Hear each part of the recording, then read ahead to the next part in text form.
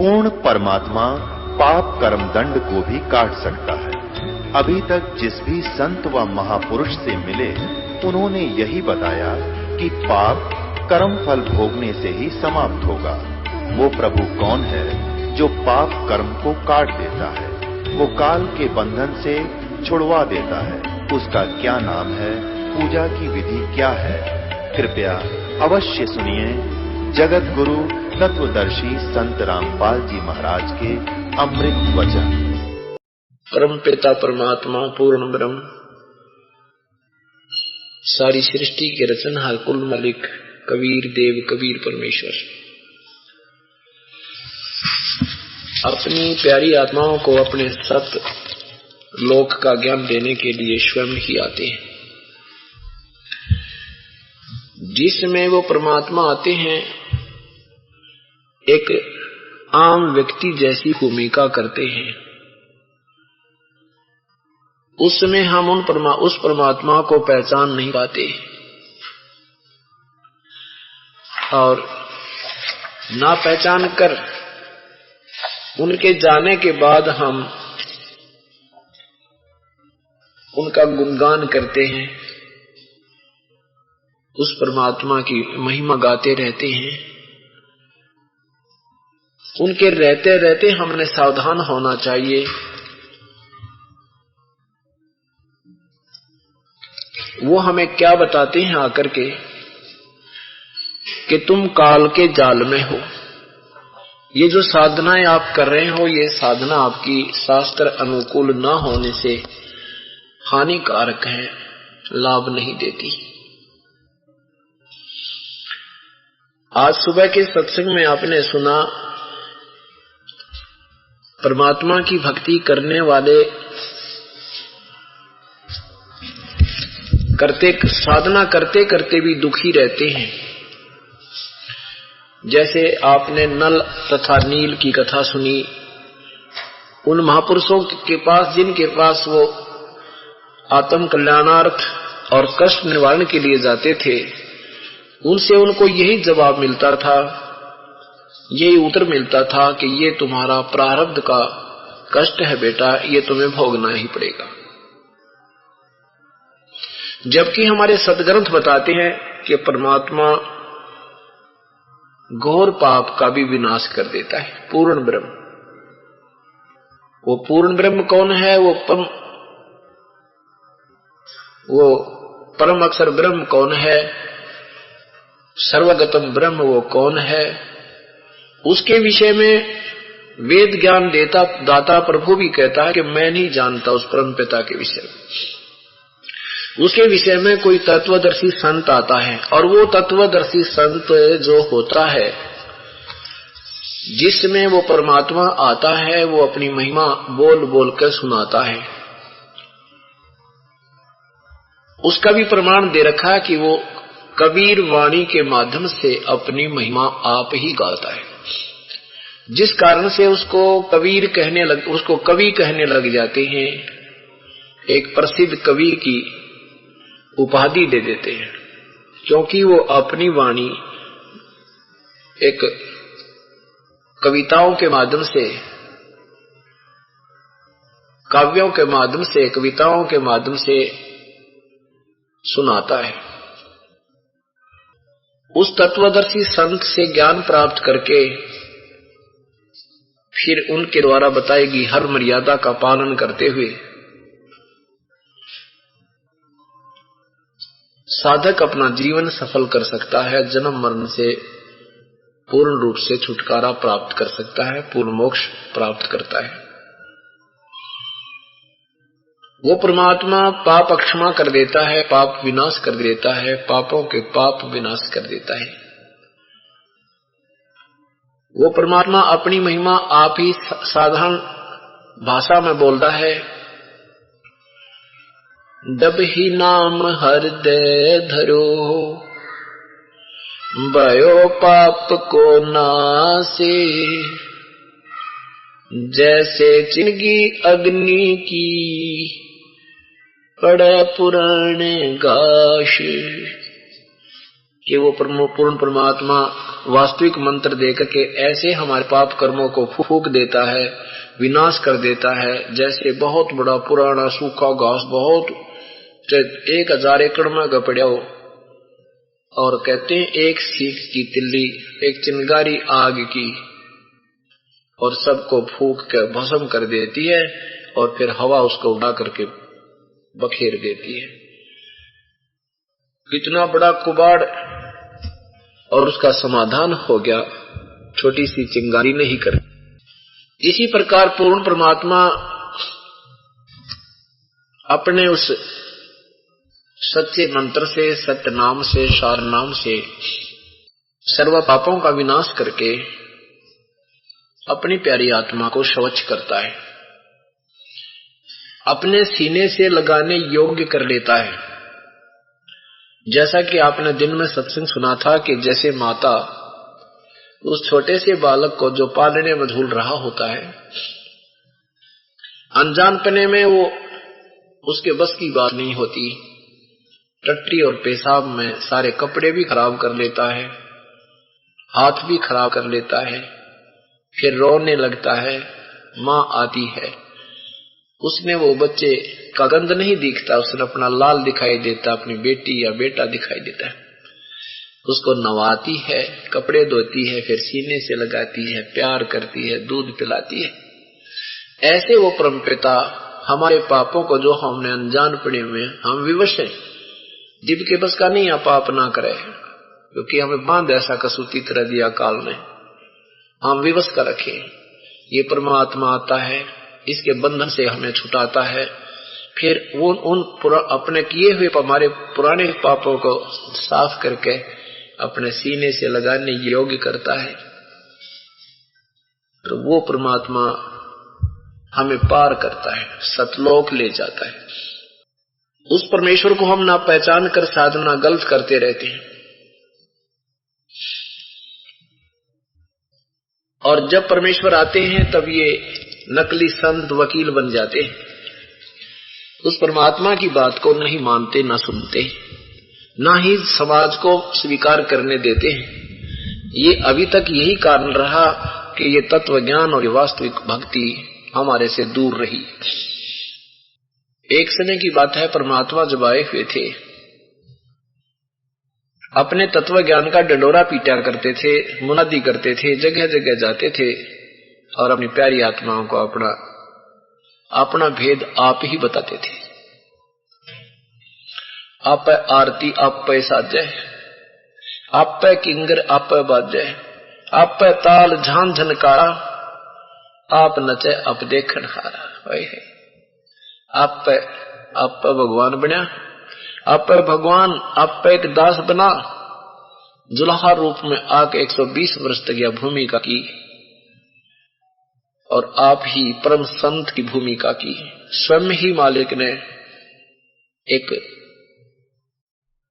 परम संत की भूमिका की, तत्वदर्शी संत सतगुरु जगत गुरु की भूमिका भी की, और बनारस काशी की कुटिया में बैठकर पूरे ब्रह्मांडों का कंट्रोल भी किया उस मालिक ने अपने शक्ति के रिमोट से।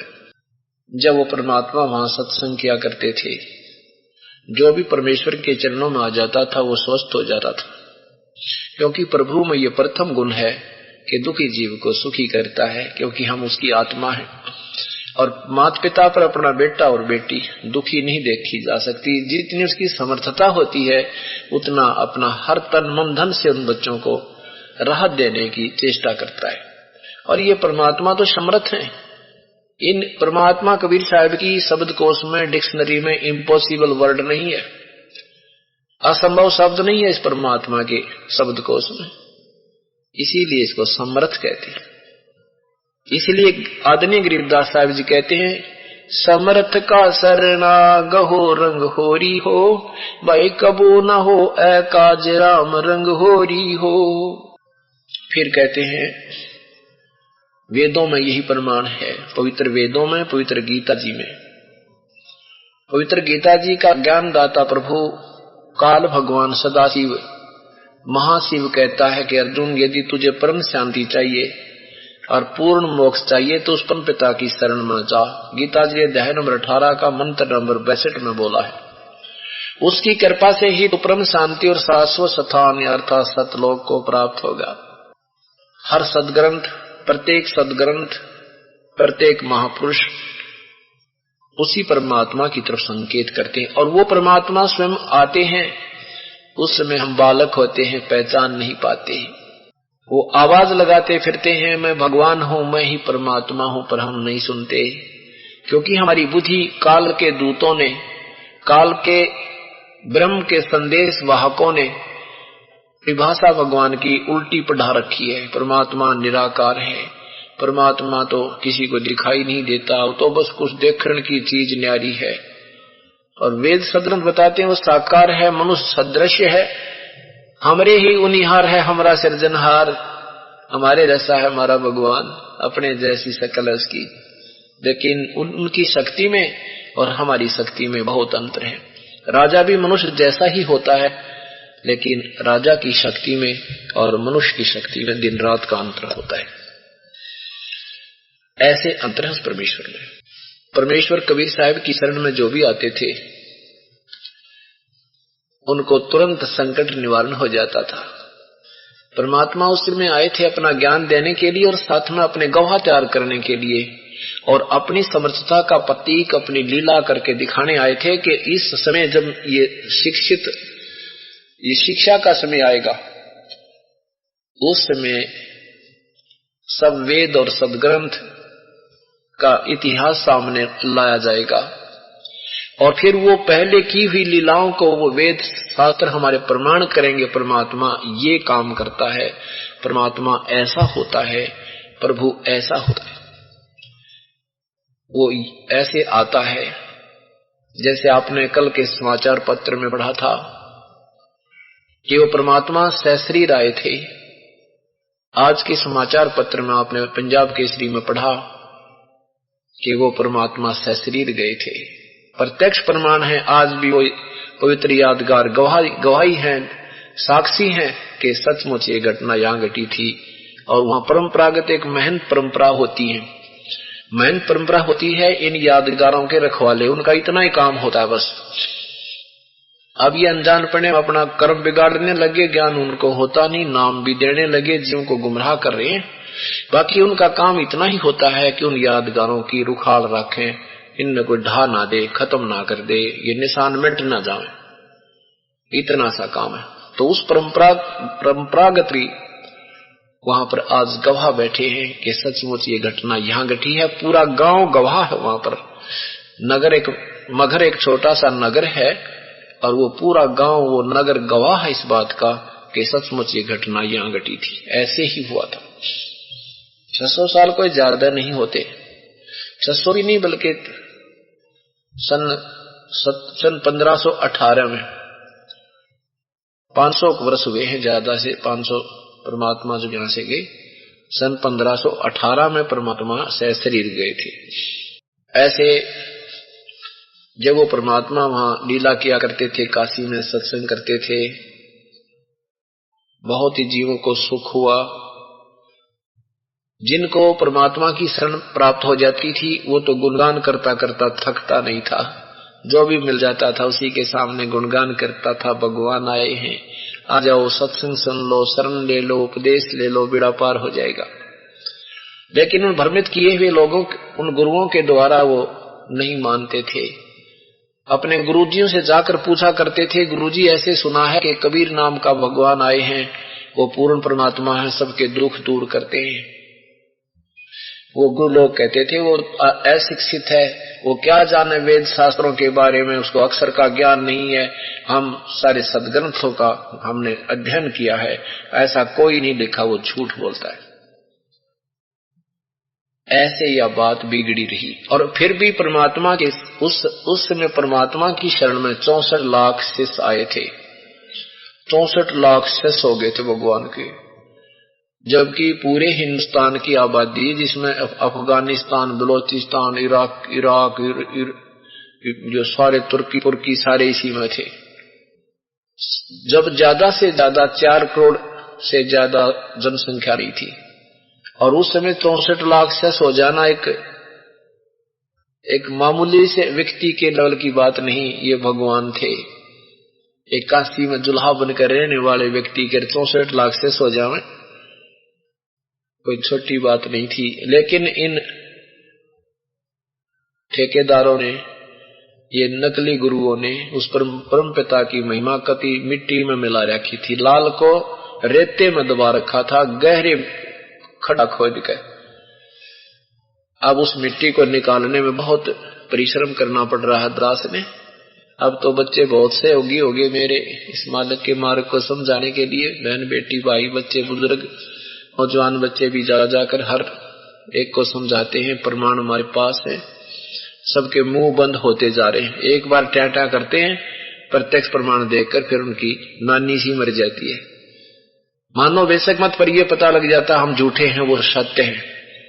और एक दिन ऐसी समाज एक दिन ऐसी अंगड़ाई लेगा, देख लेना, नो टोल के टोल उठकाएंगे, पहचानेंगे अपने भगवान को और पश्चाताप करेंगे उस गए हुए समय का।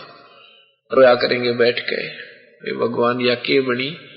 इतने अनजान आदमी ऐसा धोखा किया करते मनुष्य के साथ, जीवों के साथ ऐसा जुल्म कर रखे हैं लोगों ने। गांव गांव में बैठे ठगिए डेरे बनाए, जुल्म कर दिया इन्होंने। कह का ज्ञान नहीं, दुनिया को गुमराह कर दिया।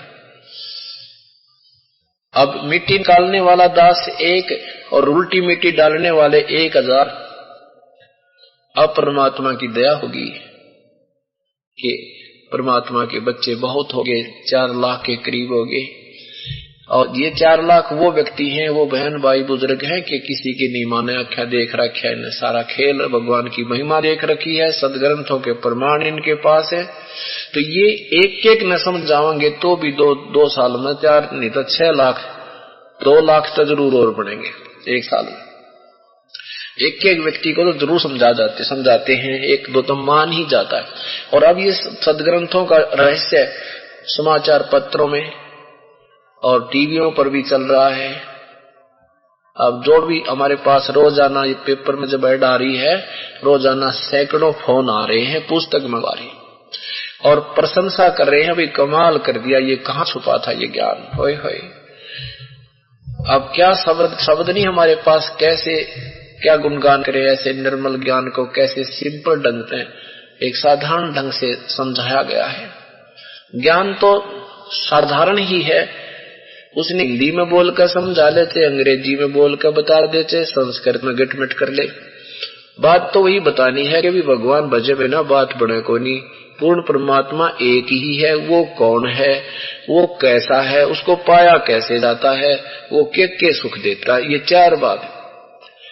ये 3 लोगों ने उल्टा ज्ञान गढ़कर ये सारा काम उलझा दिया। 9 मन सूत उलझा रखा था, 9 मन सूत उलझा रखा था। पहले सूत थोड़ा सा भी उलझ जाता वो लेने के देने पड़ जाते थे, उस उलझाने वाले को मुश्किल माचा करती। और ये 9 मन सूत उलझा के गिर रखा था, इस ज्ञान को ऐसा उलट पुलट कर दिया था। अब परमात्मा की मेहर हुई है, ये धीरे धीरे सारा सुलझन लग रहा है और बिल्कुल इसके ऐसा बढ़िया बंडल बना देंगे कति उड़ जाए कोई ना देवी। इतना स्वच्छ और निर्मल ज्ञान कर दिया जाएगा परमेश्वर की रजा से। ऐसे पुस्तक बन रही हैं कि सदा के लिए जब तक भक्ति रहेगी संसार में, अब ये ज्ञान नहीं रलेगा, ये ज्ञान नहीं खत्म होगा। हाँ, जब खत्म होगा उसमें भक्ति ही समाप्त हो जाएगी, फिर कोई भक्ति करने अब पृथ्वी पर इंसान नहीं रहेगा। अब जिन्होंने भक्ति चाहिए वो इंसान पीछे नहीं रहेगा, क्योंकि हमें पता ही नहीं लगा था परमात्मा है कौन। निर्णय नहीं हो पा रहा था, अब निर्णय हो चुका है। एक समय परमात्मा सत्संग किया करते थे, वहां एक सर्वानंद नाम का एक बहुत बड़ा विख्यात एक विद्वान कहलाता था, संस्कृत का ज्ञाता, वेदों का ज्ञाता और गीता जी का मर्मज्ञ ज्ञाता रूप में प्रसिद्ध था। सर्वानंद जी ने अपने समय के सभी विद्वानों को शास्त्रार्थ करके पराजित कर दिया था। ऋषि सर्वानंद जी ने सभी सदग्रंथों का अध्ययन जैसे उसकी बुद्धि ने काम किया वो घोट रखा था, और साथ में एक बैल के ऊपर पूरे 4 वेद, 18 पुराण, 11 उपनिषद, महाभारत, गीता जी, सुधा सागर सबको एक बैल के ऊपर एक बोरे में डाल के, जैसे गधों पर बोरा डाला करे ऐसे बैल के ऊपर डाल के और साथ लिए फिरता था। उसके अध्याय, श्लोक, नंबर सारे कंठस्थ याद कर रखे थे, और उस समय के सभी विद्वानों को पराजित कर दिया उसने। सर्वानंद जी की माता जी श्रीमती शारदा एक बहुत अच्छी आत्मा थी, ब्राह्मण कुल में जन्म था। उनको एक बहुत भयंकर बीमारी थी, सारे शरीर में एक बहुत ही बेचैनी सी रहती थी, भुगत रही थी। बहुत से ऋषियों, महर्षियों, संतों, पामिष्टों के पास, जन्मपत्री बनाने वालों से भी सारा कुछ उन्हें दिखा करा लिया था। अपने बेटे से भी सारे जंतर मंत्र करवा लिए थे। सभी ने ये कहा था कि माताजी आपके प्रारब्ध का कष्ट है, ये आपको भोगना ही पड़ेगा, इसका कोई विकल्प नहीं है। उदाहरण देते थे जैसे भगवान श्री राम ने बाली को मारा था, उसका भी बदला देना पड़ा, भगवान ने भी अपना दंड भोगना पड़ा, कि कर्म का दंड तो माता भोगना ही पड़ेगा। सभी ये कह करके और अपनी वाणी को विराम दे देते थे। अब शारदा ने भी ये सोच लिया था कि देखो भी 10 वर्ष का जीवन है या 5 वर्ष शेष है, ये ऐसे भोगना ही पड़ेगा। परमात्मा अपने बच्चों को काल के जाल से निकालने के ना जाने क्या क्या तरीके अपनाते हैं। शारदा जी की एक सहेली परमेश्वर कबीर साहब की शिष्या हो गई, और उस बहन को बहुत कष्ट था, और साथ में घर में नुकसान भी बहुत था, कर्जा भी बहुत हो गया था, बच्चे भी बीमार रहते थे, स्वयं भी तकलीफ में रहती थी। उस बहन ने परमेश्वर का उपदेश लिया, उपदेश लेते ही वह स्वस्थ होगी, घर में भी हर चीज की बरकत शुरू होगी, गदगद होगी, जहां जावे उसी के सामने कबीर परमात्मा की महिमा गाने लगी। वो सहेली एक दिन शारदा के पास, भक्तमती शारदा जी के पास पहुंच गई, कुशल मंगल पूछा। कुशल मंगल पूछने के बाद के समय शारदा ने कहा, बहन के कुशल बताऊं और के अकुशल बताऊं, मेरा तो जीवन व्यर्थ हो गया, बहुत परेशान रहती हूं, बहुत दुखी हूं, मेरे जैसा दुखी आज इस संसार में प्राणी नहीं है, जिसका शरीर ही ठीक नहीं है। उस बहन ने कहा कि बहन मैं आपसे एक अर्ज करती हूं, आप हमारे गुरुदेव से उपदेश ले लो, दीक्षा ले लो, आपका ये रोग नहीं रहेगा। अगर सच्चे दिल से तू मालिक को चाहेगी तो बजेगी, जैसे उनके नियम रहेगी तो आप बीमार नहीं रहोगी, आपका कष्ट दूर हो जाएगा। शारदा जी ने कहा कि मैंने कोई संत नहीं छोड़ा, कोई ऋषि नहीं छोड़ा, कोई वैद्य नहीं छोड़ा, सब जगह इलाज करवा चुकी हूं, बहन मेरा कष्ट निवारण नहीं हो सकता। उस बहन ने जो परमात्मा से उपदेश प्राप्त कर रखा था वो कहने लगी, मेरी बात मान ले, मैं सही कहती हूं, मेरी सतीथी भी यही थी, मैंने भी सब जगह जंतर मंतर करवा लिए थे, न तो घर में बरकत हुई थी और न ही मेरे शरीर में मेरे बच्चे ठीक रहे थे।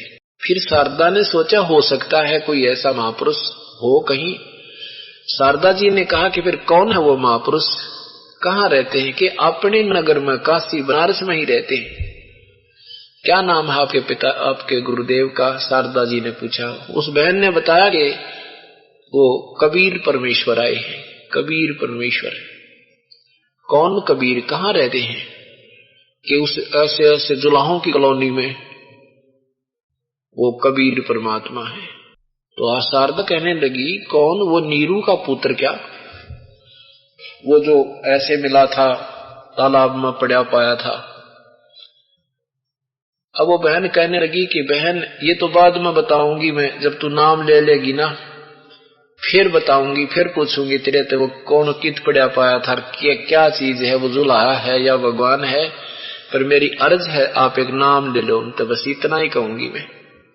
न्यू बोली है तेरी अक्ल मारी गई क्या, तेरा दिमाग कौन से कहां घूम रहा है, मैं ब्राह्मण, हम ब्राह्मण वो एक नीच जाति का जुलाहा है, पागल कहीं की, हमने मैं ना दूं उसका नाम कर देवी, और मेरे तक कहना भी नहीं आगे आज के बाद, मरण लग रही बुढ़िया भुगतन लग रही, और वो जाति की मरोड़ी न्यो की न्यो है, तेरा गजब भैया। काल ने हमारा ऐसे फुद्दू खींच रखा है, ऐसे मूर्ख बना रखा है हमारे को। आज मान लीजिए हम ब्राह्मण हैं, कल जन्म हो जा किसी मुसलमान के घर पे या दूसरी जाति में भी तो हो सकते हैं, तो ये हमारे को ज्ञान किसी ने दिया नहीं, इस तरह भी समझा नहीं पाया था कि हम ये बीच की दीवार ना बनाते, पर ये ढह जाएगी, धीरे धीरे खत्म हो जाएगी, ज्ञान होता जाएगा, आप पे खत्म हो जाएगी। तो बहन उठकर चलेगी कि इसकी शारदा की दबदी कति उल्टी हो रही है,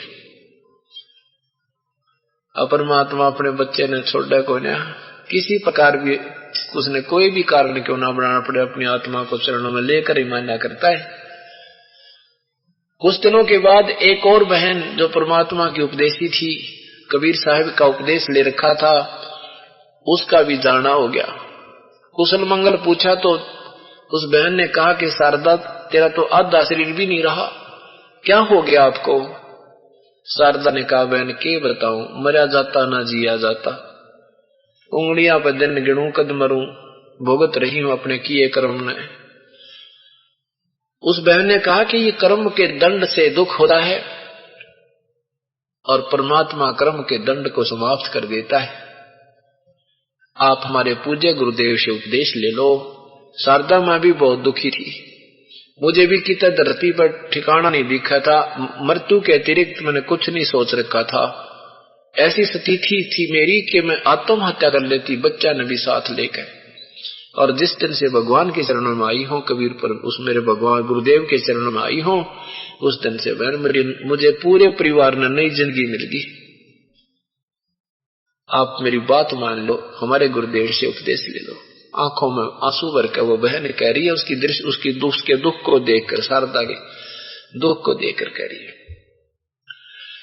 शारदा कुछ नरम हुई, उसने सोचा जब ऐसा कह रही है कोई संत होगा, हो सकता है ना जाने, ये तो आत्मा को आभास है कि है कोई शक्ति ऐसी जो दुख भी दूर करती है, हमारे नहीं हो रहे हैं तो वो दूसरी बात है।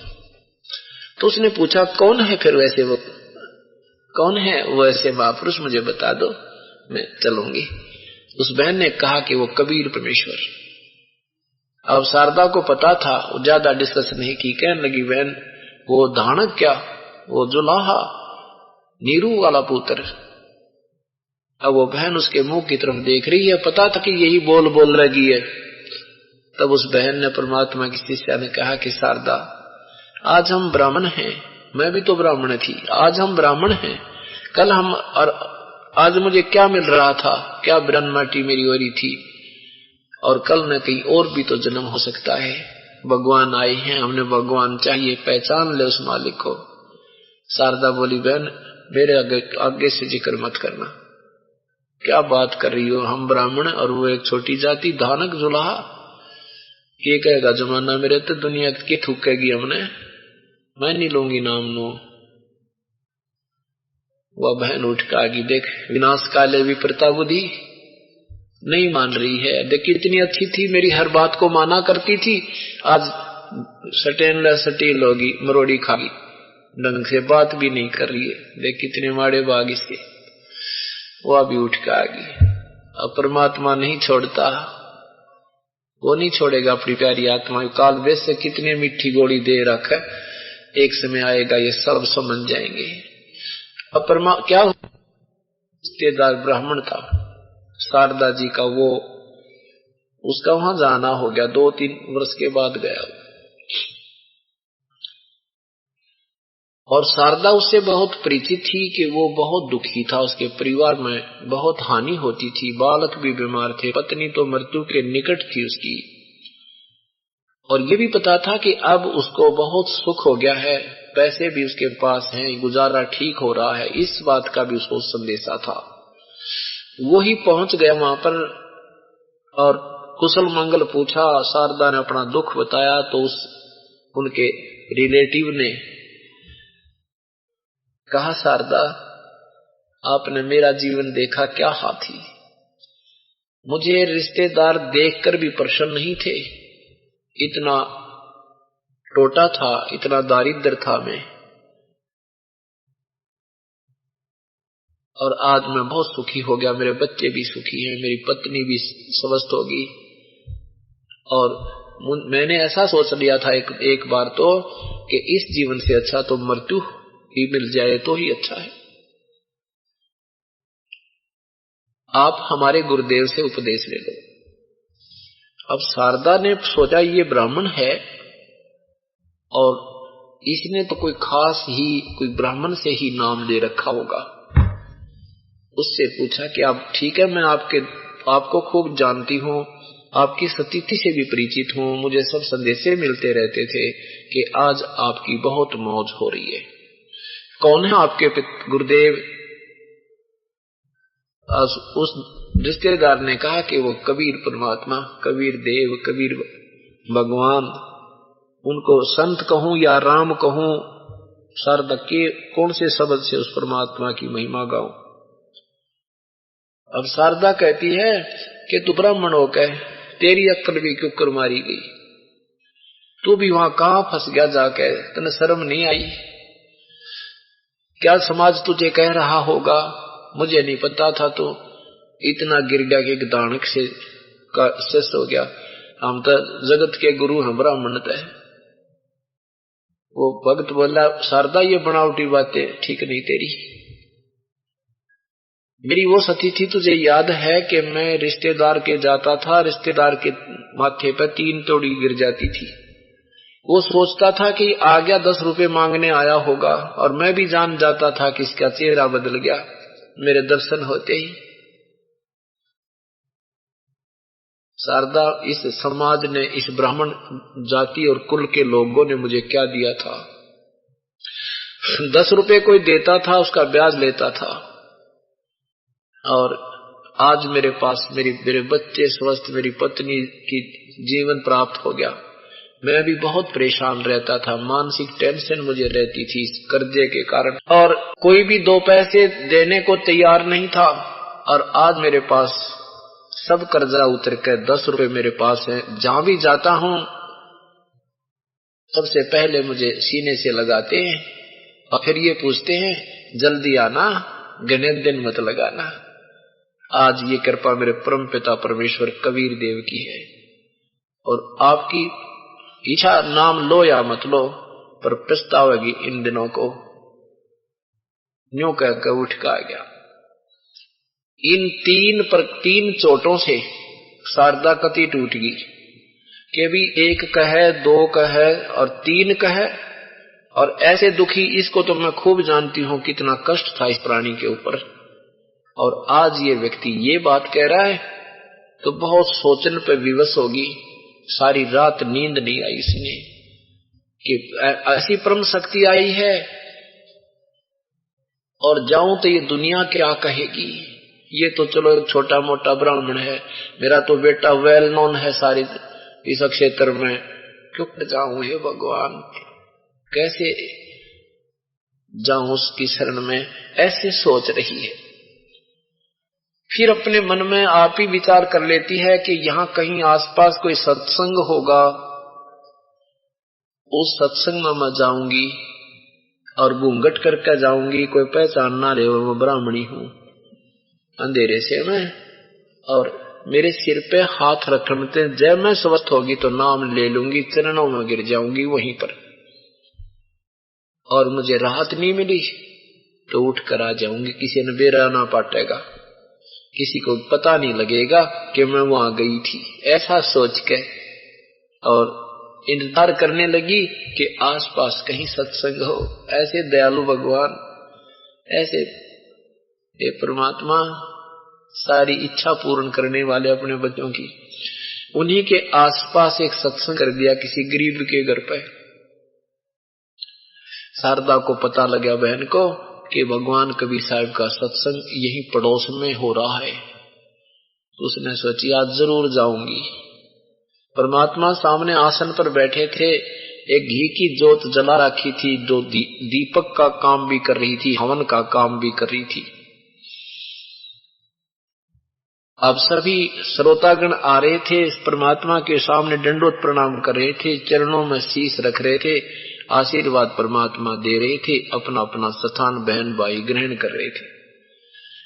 अब शारदा भी अपने मुंह पर घूंघट करके और करे थे, ऐसे ही करके जाकर चरणों में सिर रखा, सिर पे हाथ रखा भगवान ने और कहा, सर्वानंद की मां आज दानक के पास कैसे आ गई, तेरा समाज के एक भगत ने।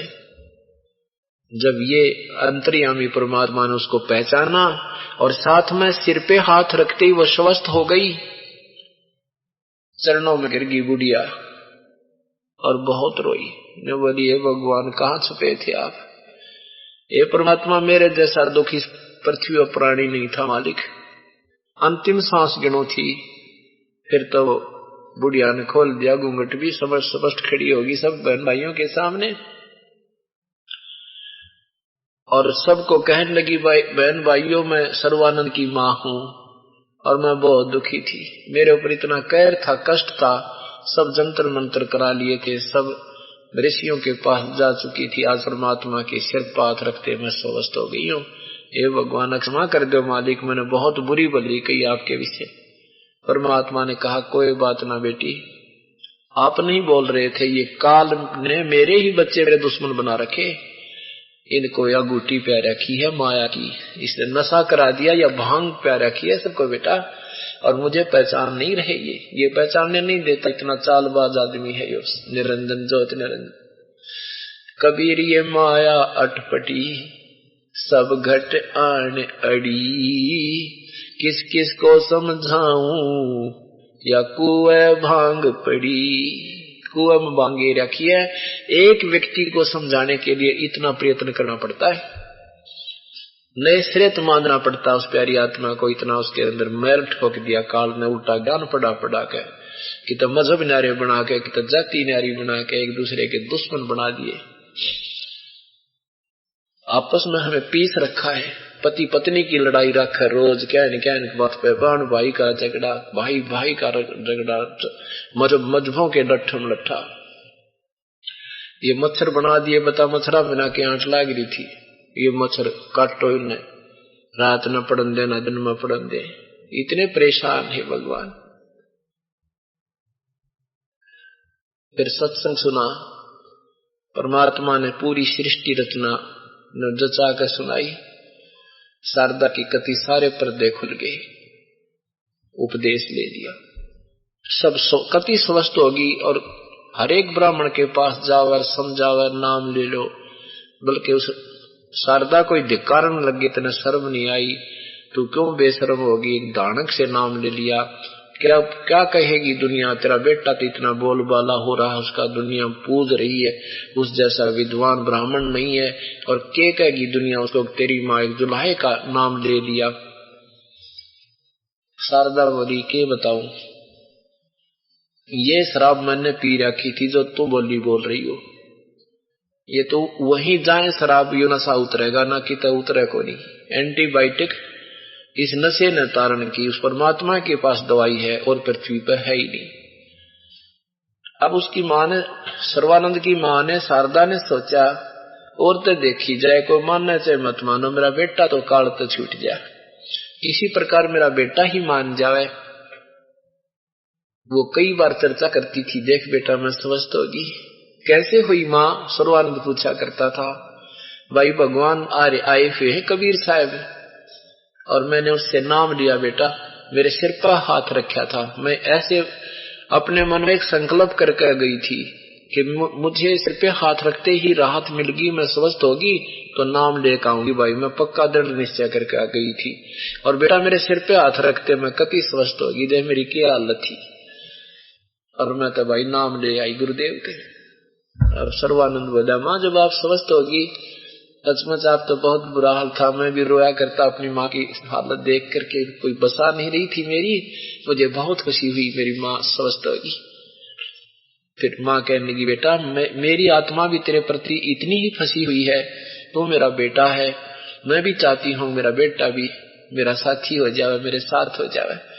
और पुत्र, इस काल ने तुझे वकील बना रखा है बेटा, भगवान के पास तो ज्ञान इस पृथ्वी पर नहीं है, और बेटा तू नाम ले ले, काल के जाल तो छूट जाएगा। तो क्या कहता माँ, आप ना मना नहीं करूं मैं, पर मैं नाम नहीं ले सकता, मैं सारा विद्वान पुरुष, वो के जाने माता शास्त्रों के बारे में। हम मानते हैं तू स्वस्थ होगी, इस बात को मैं मानता, पर वो भक्ति के बारे में और शास्त्रों के बारे में वो क्या जाने, अशिक्षित है। अब माँ के करे, प्रार्थना ही कर सकती है जवान बालक के सामने। रह रहकर अर्ज करती थी, परमात्मा आपका बच्चा है और काल की घूंटी बहुत पी ली उसने, वो बहुत बड़ा विद्वान और महिमा से परिपूर्ण हो चुका है। परमात्मा, उसके कदम वापस आना बहुत मुश्किल लग रहा है, और मैं दिन रात रो रही हूँ, मेरे बेटे की लाके बढ़ेगी। ये परमात्मा, ये जीवन व्यर्थ हो जाएगा, इसके पास साधना कोई नहीं, ये वेदों के ठेकेदार जरूर हो रहा, पर वेद ज्ञान इसको है नहीं। क्योंकि 2-4-10 सत्संग परमात्मा की सुनने के बाद आम प्राणी समझ जाता है भक्ति और भगवान कैसा है।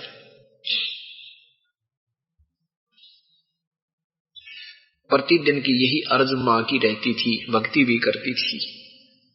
परमात्मा ने देखा कि बुढ़िया बहुत दुखी हो रही है अपने बेटे के लिए। एक दिन सर्वानंद ने अपनी मां से कहा कि मां, सर्वानंद के मन में आया कि मैं अपनी मां से अपना नाम सर्वाजीत रखवा लेता हूं, क्योंकि मुझे बताना पड़ता है कि मैंने सबको पराजित कर दिया है, मैंने सब पर विजय प्राप्त कर ली है, मैंने सबको जीत लिया शास्त्रार्थ में, इसलिए सर्वजीत यानी सब पर विजय प्राप्त किया हुआ व्यक्ति सर्वजीत, ये नाम मैं रखवाना चाहता हूं। अपनी मां के पास गया, मां से कहा कि मां, आप मेरा नाम सर्वाजीत कर दो, सर्वानंद के स्थान पर सर्वजीत मेरा नाम रख दो मां। शारदा ने कहा, बेटा ये सर्वानंद के माड़ा भूंडा नाम है, ये भी तो बहुत अच्छा नाम है। सर्वानंद ने कहा कि मां, मैंने सारे विद्वानों को शास्त्रार्थ में हरा दिया है, इसलिए मुझे सर्वजीत नाम रख दो मेरा। सब समझ जाए कि ये सर्वजीत क्यों, सर्वानंद से सर्वजीत क्यों कहने लगा, कि इसने भाई सब विद्वानों को पराजित कर दिया। अब सर्वानंद ने जिद की कि नहीं मां, मेरा नाम रख दो।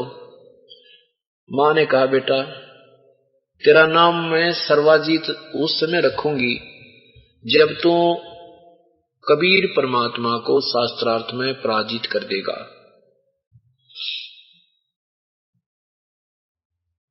सर्वानंद अच्छा कहने लगा, मां उसको अक्षर भी नहीं आता शास्त्रार्थ का, कोई शास्त्रों के विषय में जानता ही नहीं है, उसको तो 2 सेकंड में हरा दूंगा। अभी गया और अभी आया। मां ने कहा, बेटा हार और जीत का कोई प्रमाण लेके आना। सर्वानंद ने कहा, उन्हीं के लिखवा के लाऊंगा अंगूठा लगा के, मां ऐसे कच्चा काम नहीं करता मैं। अच्छा बेटा। अब सर्वानंद जी पहुंचे, दोपहर का समय, जून का महीना, धूप खूब जोर की। 12 बजे सर्वानंद चल पड़ा शास्त्रार्थ के लिए। कैसे एक बैल के ऊपर सब सदग्रंथ वो साथ रखता था, ऊपर बढ़िया कपड़े ढक कर रखा करता था, बैल को पकड़कर चल पड़ा तो आगे जाके दुल्हाओं की कॉलोनी में, उस नगरी में पहुंच गया। वहां परमात्मा की एक प्यारी बेटी, मुंह बोली बेटी, जो एक मुर्दा जीवित की थी, उसका नाम कमाली रखा था। वो कमाली कुएं पर जल भर रही थी दोपहर के समय। उधर से सर्वानंद उस कॉलोनी में प्रवेश कर चुका था, और परमात्मा ने ऐसी कृपा की कि उसको इतनी भयंकर प्यास लगी कि उसका जो ना गला सूख गया, और जाके कहने लगा, बेटी जल्दी पानी पिला, बहुत प्यास लगी है। लड़की ने जो पानी निकाला था तुरंत ही महात्मा को पिला दिया। और महात्मा ने ऐसे हाथों का गिलास बना के पी लिया।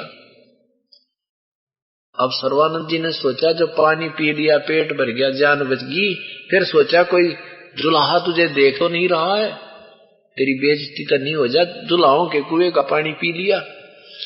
अब चारों तरफ देखा तो चारों तरफ उसी कॉलोनी के जुलाहे लोग खड़े खड़े देख रहे थे कि ये ब्राह्मण विद्वान पुरुष आज हमारे मोहल्ले में कैसे आना हो गया। आज से 550 वर्ष 600 वर्ष पूर्व एक इतने बड़े विद्वान का और जुलाहों की कॉलोनी में आना ऐसा होता था जैसे पहले गांव में हाथी आ जा करता, सारे देखा करते खड़े होकर, कोई हाथ पर चढ़ कर, कोई कहीं चौतरिया पे खड़ा होगा, चबूतरिया पे, ऐसे देख रहे थे कि ये कैसे आ गया सर्वानंद। सर्वानंद ने ऐसे देखा, चारों तरफ सब देख रहे हैं, अपनी इंसल्ट समझ के, अपनी बेइज्जती समझ के लड़की पर डांट लगाने लगा। ए लड़की, ये कौन जाति का कुआं है? कमाली ने कही महाराज जी, जुलाहों के मोहल्ले में जुलाहों का ही कुआं होता है, ये जुलाहों का कुआं है। ए लड़की, तूने पहले क्यों नहीं बताया मुझे? तूने मेरा दीन भ्रष्ट कर दिया। ये धान में ब्राह्मण और ये जुलाहों का कुआं तूने पहले क्यों नहीं बताया? अब वो लड़की हंसती है, उसके ड्रामे को देख कर कहती है, महाराज जी पानी पीकर जात पूछ रहे हो, जब तो आपकी आंखों में जान आई हुई थी, आंखों में प्राण आए हुए थे, 2 मिनट तुझे जल नहीं मिलता, तेरे प्राण पखेरु उड़ जाने थे। उस समय तो तुझे जाति याद रही नहीं, पेट भर गया तो जाति याद आएगी तुझे। ए लड़की, घनी ना बोले। वो कबीर कहाँ रहता है? वो कबीर कहाँ रहता है? तुझे पता उसके घर का? कमाली बोली, मुझे तो पता है। कबीर का घर शुक्र माने सबसे टॉप मोस्ट पे, सबसे ऊपर स्थान सतलोक में। कबीर का घर शेखर में, जहां से ले ली गए वहां पावन अटके पपीले के, तू पंडित लादरा बैले। कबीर का घर बताऊं कहाँ है? वो सतलोक में रहते हैं, सुप्रीम पावर है वो परमात्मा। कबीर पूर्ण ब्रह्म सतलोक में रहता है, और वहां जाने की जो मार्ग है वो बहुत रपटीला है। अर्थात जिन सदग्रंथों के तू बैल लादे फिरे है, इनमें उस परमात्मा के पाने की विधि नहीं है, इनसे नहीं मिल सकता वो जिसको तू लिए फिर रहा है। परमेश्वर भी कहते हैं, वेद हमारा भेद है, हम वेदों में नहीं, हम मिले वेद से नहीं, और जौन वेद से हम मिले वो वेद जानते नहीं। कबीर साहब कहते थे कि वेद मेरा ही भेद है, मेरी महिमा गा रहे हैं चारों पवित्र वेद, लेकिन मैं मिलूं वेद से नाही, इन चारों वेदों में वर्णित विधि से मुझे प्राप्त नहीं कर सकते। महिमा मेरी पूर्ण है, लेकिन मेरे लेवल की इसमें साधना नहीं है। उसके लिए संकेत किया है यजुर्वेद अध्याय नंबर 40 मंत्र 10 में कि उस परमात्मा के विषय में कोई तो उत्पन्न जन्म हम लेकर आने वाला, कोई नया जन्म लेने वाला, कोई साकार कोई निराकार बताता है।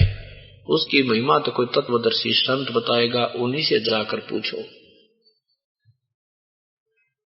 तो परमात्मा कहते हैं, वेद मेरा भेद है, मैं मिलूं वेद से ना, और जौन वेद से मैं मिलूं वो वेद जानते ना। ये 5वां वेद जो 10 आपको बता रहा परमात्मा के द्वारा पहले ही वर्णित है उनकी अमृतवाणी में, और फिर सेकंड किया है आदरणीय गरीबदास साहिब जी ने, उनका समर्थन किया है जो का जो।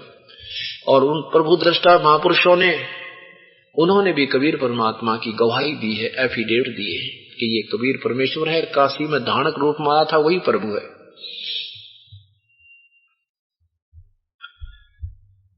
अब सर्वानंद जी कहता है, ए लड़की मुझे यूं बता कि यहाँ काशी में कहाँ रहता है, यहाँ इस कॉलोनी में कहाँ रहता है वो कबीर। लड़की बोली, आ जाओ महाराज जी, मेरे साथ साथ आ जाओ।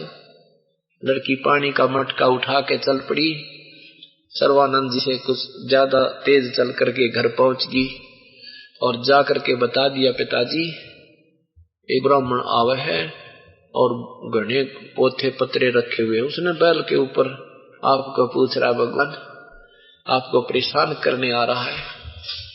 परमात्मा ने कहा, बेटी कोई बात नहीं, आ जाने दे। हम तो गरीब आदमी हैं, वो विद्वान पुरुष हैं, जो वो ये हार जीत के भूखे होते महिमा के। हम हार जाएंगे, वो जीत जाएंगे। बेटा चला जाएगा, बुला ला, प्यार से जा, उसको बुला के ला। अब वो लड़की गई।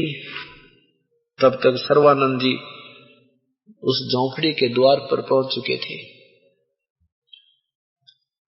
लड़की ने कहा, आजो महाराज जी, यही पिताजी का हमारा घर यही है, आपको भगवान याद कर रहे हैं, कबीर साहब आपको याद करें, आ जाओ अंदर।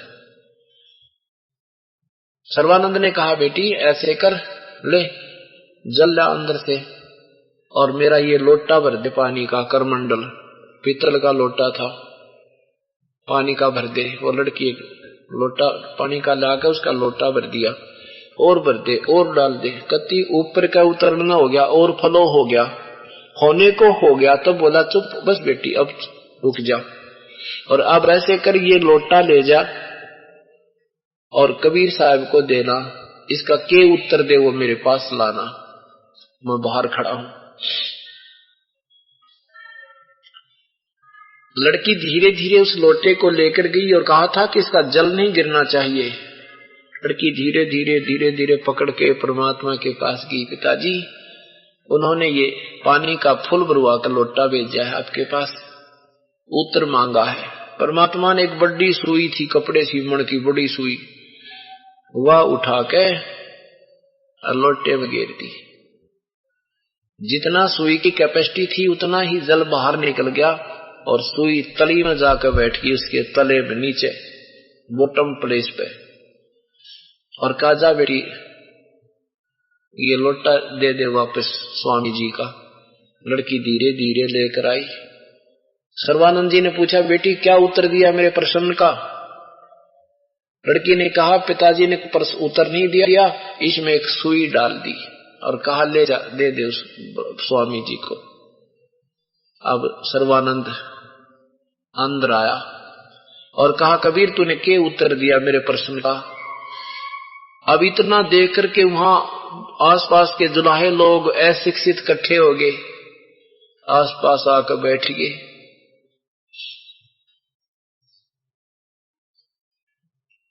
तो परमात्मा ने कहा, आपका प्रश्न क्या था? सर्वानंद ने कहा, मेरा प्रश्न था कि मैंने अपनी मां से अपना नाम सर्वाजीत रखवाना है, सर्वानंद से बदलवा के, और मैंने संसार के सभी सदग्रंथ, इनको पृथ्वी के सभी विद्वानों को पराजित कर दिया है, और मैं ज्ञान से ऐसे परिपूर्ण हूं, ऐसे भरा पड़ा हूं, जैसे पानी का लोटा मैंने और फ्लो कराकर तेरे पास भेजा था। मेरा कहने का संकेत, मेरा प्रश्न ये था कि तू मेरे साथ वाद विवाद करने की चेष्टा मत करना। तेरा ज्ञान मेरे ज्ञान में नहीं, मेरे अंदर नहीं समाएगा, वो ऐसे बाहर निकल जाएगा जैसे उस भरे हुए लोटे में कोई और पानी डाले तो वो बाहर ही जाता, उसके व्यर्थ हो, उसमें पानी डालना व्यर्थ होता। मेरे साथ डिस्कस करना, मेरे को ज्ञान शिक्षा देना तेरे लिए ऐसा होगा, इसलिए अपनी हारी लिख देना। परमात्मा ने कहा, हारी जीत की कोई बात नहीं, आप जैसे कहोगे ऐसे लिख देंगे, पर मेरा उत्तर सुन ले। मेरा उत्तर क्या था? सर्वानंद ने कहा, बता क्या उत्तर था तेरा? मेरा उत्तर ये था कि आपका जो लोटा भरा था पानी का, आपका ज्ञान व्यर्थ है, आपका ज्ञान थोथा है, स्थायी नहीं है, और मेरा ज्ञान इतना वजनी है, जैसे मैंने वो सुई डाली इस तेरे लोटे में और वो पानी बाहर निकल गया, सुई ने अपनी जगह तेरे लोटे की तली में बना ली, तेरा पानी बाहर निकल गया। ऐसे ही मेरा ज्ञान इतना सॉलिड है कि तेरे वाला ज्ञान बाहर निकल जाएगा और मेरा ज्ञान तेरे सीने पर बैठ जाएगा जाकर। अच्छा, सर्वानंद ने कहा, अच्छा प्रसन्न करो। परमात्मा ने प्रसन्न किया। कौन ब्रह्मा का पिता है, कौन विष्णु की मां, शंकर का दादा कौन है, सर्वानंद देह बता।